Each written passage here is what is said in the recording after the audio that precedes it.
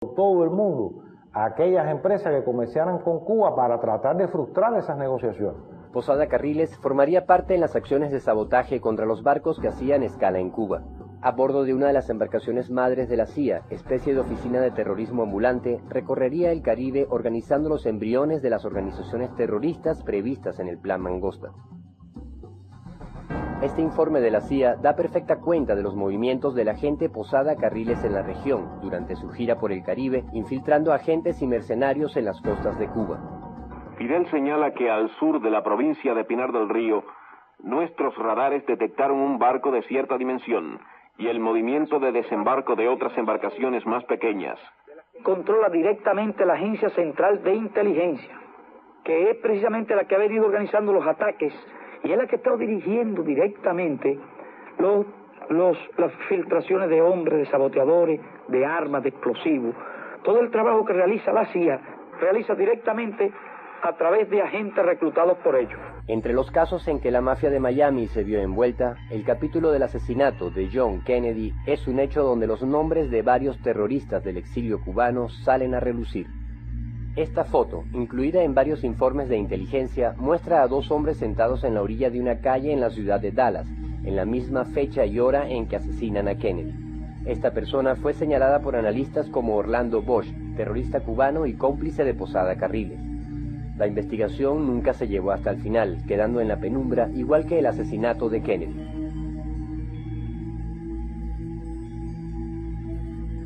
En el año 64, los comandos a los que pertenecía Posada Carriles realizan un atentado con mortero a la sede de las Naciones Unidas durante la visita del Che Guevara. Los explotados y vilipendiados de América Latina que han decidido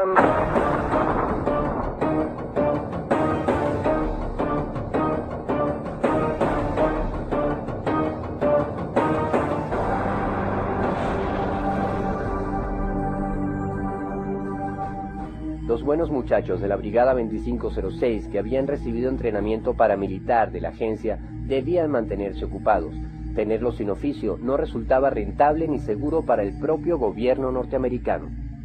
El peligro que representaban sería evidente en 1964, cuando Miami batería el récord como la ciudad con más atentados explosivos del mundo.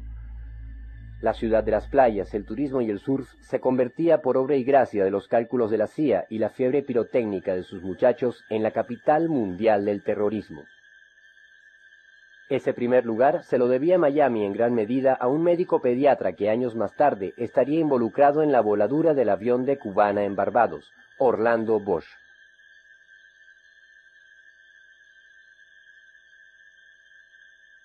Seguirá la lucha y seguirán los atentados en toda forma y manera a nuestro alcance.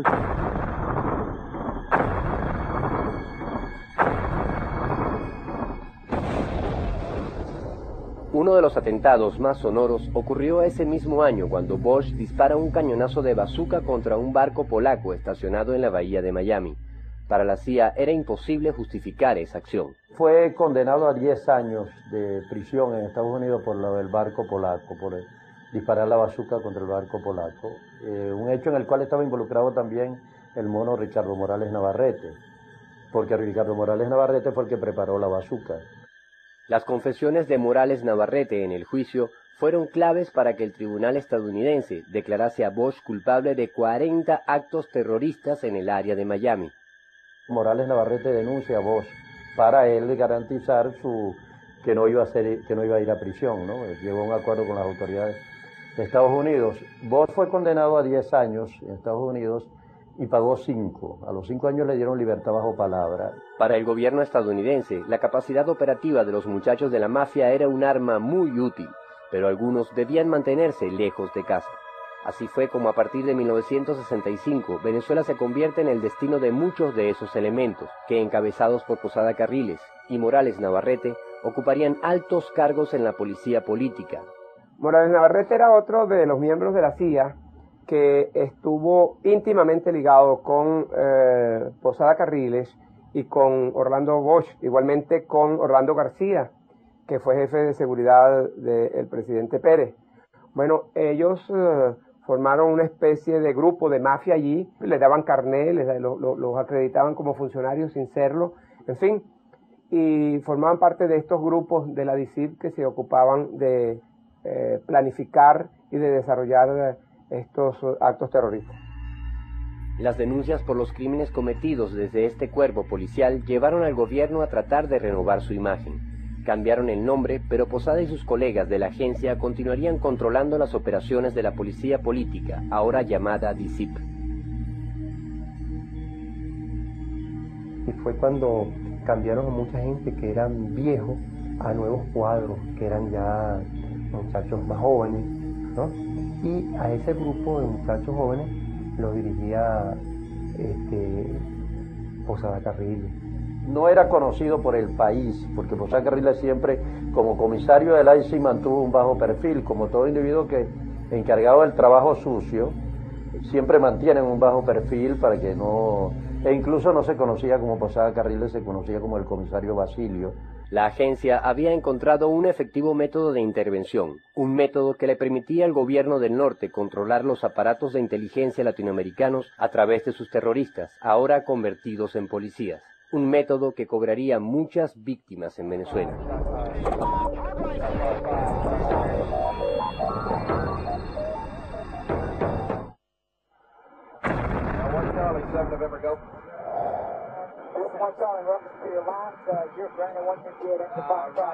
Las siglas de la Policía Política Venezolana fueron sinónimo de muerte, torturas y desapariciones en una época en que las operaciones estaban en manos de cubanos exiliados al servicio de la CIA.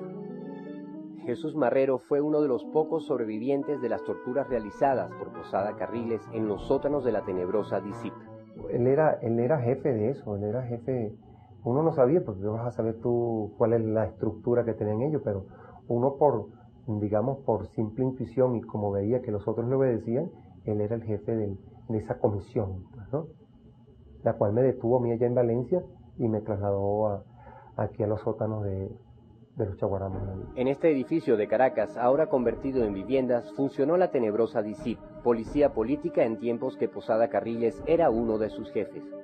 Por estos pasillos fueron conducidos a una muerte por torturas decenas de venezolanos a manos de agentes como Posada Carriles. Ahí fue cuando conocí al comisario Basilio, a Luis Posada Carriles.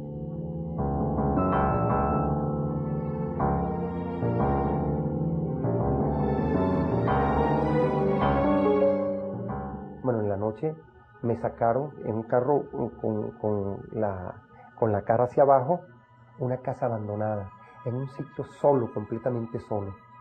Y había un árbol a un lado, la casa estaba abandonada, no tenía como ni ventana, y había una cama grande, una cama donde fue que me amarraron. Me ponen unos cables en el pene me lo amarran, y me ponen otro cable aquí, eran 2 cables. Y eso iba a una maquinita que le daban vuelta.